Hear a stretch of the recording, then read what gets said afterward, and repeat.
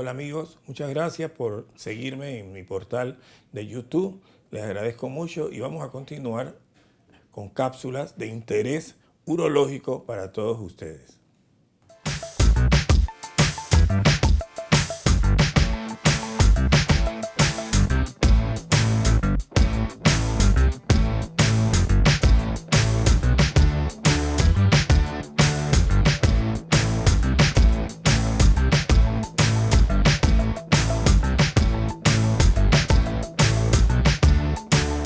Tema no por demás muy interesante, que es fístulas vésico-vaginales en el tracto urinario.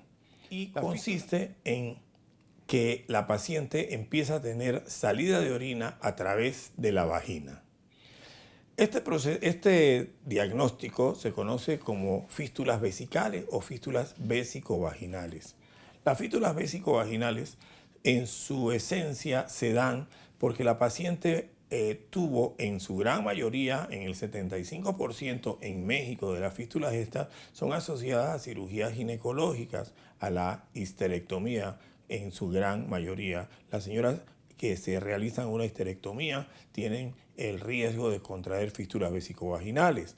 Estas pacientes empiezan a tener pérdidas de orina a través de la vagina. Otra de las causas de las fístulas vesicovaginales son pacientes que han recibido radioterapias pélvicas, y las radioterapias pélvicas también son causas que pueden llevar a la paciente tardíamente a una fístula vesicovaginal, y también tumores del útero, tumores de la vejiga, que puedan llevar a que el paciente también haga este tipo de trastornos, como son las fístulas vésico-vaginales. Existen otras causas que son mucho menos comunes. Existen las fístulas obstétricas que se dan en países socioeconómicamente bajos en un momento dado, pero también existen otras causales que agravarían la posibilidad de que hicieran fístulas a los pacientes, como son las diabetes mellitus, las pacientes que tienen arteriosclerosis, pacientes que tienen algunas fracturas pélvicas, algunos cálculos, algunas enfermedades sistémicas que puedan causar infecciones urinarias crónicas antes de la cirugía, etcétera. Son en menor cantidad modalidades que pueden traer como consecuencia la presencia de fístulas vésico-vaginales en las pacientes. ¿Cómo se forman estas fístulas? Bueno, en el momento que el cirujano o que el médico, en el caso de las histerectomías, están haciendo la disección entre la vejiga y la matriz, existe un fenómeno de edema, y ese fenómeno de edema puede llevar a una isquemia, a una necrosis, y esta sería la causa fundamental de que apareciera posteriormente la fístula vésico-vaginal. O sea, que entre más difícil sea la disección, más complicada sea la histerectomía que se esté llevando o la cirugía pélvica que se esté haciendo, más compromiso va a tener la paciente de poder llegar a ser una fístula vésico-vaginal. Entonces, bueno, las recomendaciones de los cirujanos son hacer disecciones muy detalladas para evitar la posibilidad de que las pacientes hagan una fístula.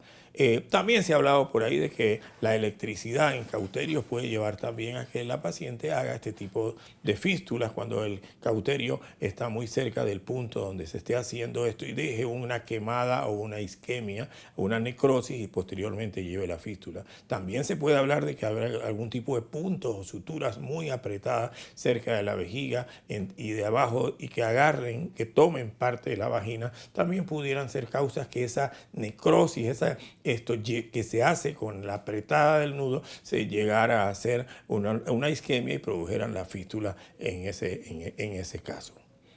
Una vez que la paciente se presente a la fístula, tienen una particularidad que aparecen entre los 5 y los 10 días a 15 días posterior a la cirugía. La paciente tiene la cirugía, la paciente sale perfectamente bien, y cuando se le quita la sonda después de las cirugías, a los 5, 10 o 15 días aparece la persona despidiendo una secreción en la vagina. Esa secreción en la vagina puede inclusive ser un poquito de sangrado y aparece posteriormente en forma súbita o con esfuerzo un poco de orina y empieza a salir orina de la paciente.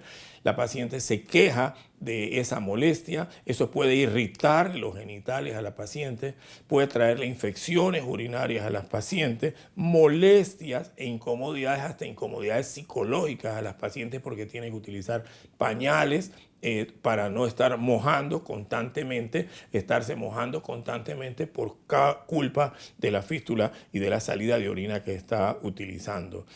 Entonces, la paciente también, las fístulas pueden aparecer entre 10 hasta 30 días después de una cirugía en algunos casos.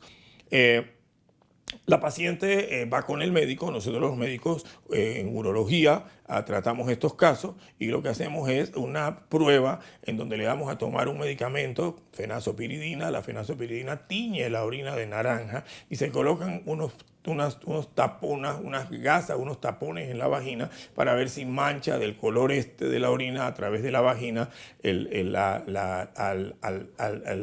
tapón que se le pone en la vagina al paciente. Esa es una manera muy sencilla, muy simple, y en el consultorio se puede hacer para ver si efectivamente es una fístula vesicovaginal.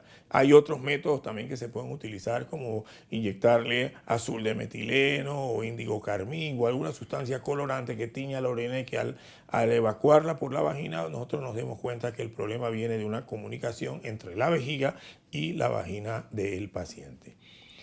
Y a esas pacientes nosotros las llevamos a hacerle algún tipo de estudio radiológico, como puede ser una cistografía contralateral o lateral, para ver en dónde está el sitio de la fístula. Se le puede hacer un urograma excretor. El mejor estudio serían las tomografías o las resonancias magnéticas y deben ser complementados con una cistoscopía, que consiste en hacer una revisión visual directa de la parte de dentro de la vejiga, y una vaginoscopía, y al hacer la vaginoscopía haríamos y viéramos el punto de la fístula y muchas veces cateterizamos por la vejiga y metemos un tubito que salga también por la vagina del sitio donde está la fístula de la paciente. En ese momento, el tratamiento que podemos llevar con estos pacientes serían primero tratar que no haya infección, etcétera, y posteriormente se le coloca un catéter al paciente, y con catéteres tienen algunas fístulas muy pequeñas, pudieran tener una resolución. Hay algunos estudios que hablan de la ventaja de poner tempranamente, entre las primeras 48 horas después de que sale la orina y tempranamente de la cirugía, los catéteres, que han dado algunos resultados. El médico experto en esto puede tomar la decisión de dejarle el catéter para descansar esa vejiga y probablemente se cierre solamente con la presencia del catéter en algunos casos. Sin embargo, es baja la resolución conservadora utilizando catéteres. También existe, uno con la cistoscopía hace una resección del sitio de la fístula y damos una opción con fibrinolíticos, con una sustancia, para lograr que se logre cerrar la fístula en forma más conservadora, sin llevar a la paciente a una segunda cirugía que tenga que hacerse la paciente abierta. También son medidas que necesitan de la experiencia, del conocimiento y del tipo, tamaño y localización que la fístula la paciente tenga. Sin embargo, yo creo que la manera de resolver casi definitivamente esto, en la mayoría de los casos, sería la cirugía abierta abdominal. Se abre la paciente, se llega a la vejiga, se llega al sitio de la fístula y se hace una cirugía en donde se reseca toda la fístula de la paciente. Si la fístula está muy anterior se puede hacer esta cirugía por vía vaginal. Es un abordaje menos complejo y pudiéramos utilizarla para quitar algún tipo de fístulas también. La fístula, pero requiere de la experiencia en cirugía vaginal también del médico que la vaya a hacer. También estas fístulas, pues, tienen que verse también desde el aspecto psicológico, porque si por lo general la histerectomía puede hacerse en una mujer relativamente joven, activa sexualmente, que va al gimnasio, etcétera, y cuando tienen una fístula vésico-vaginal, esto las puede deprimir y traerle un estado de depresión y que requiera también de un apoyo profesional aquí al respecto. Como ven, amigos, este es un tema interesante que quiero compartir con ustedes y que pues estamos ávidos en tratar de ayudar a cualquiera que traiga este tipo de problemas. Muchas gracias.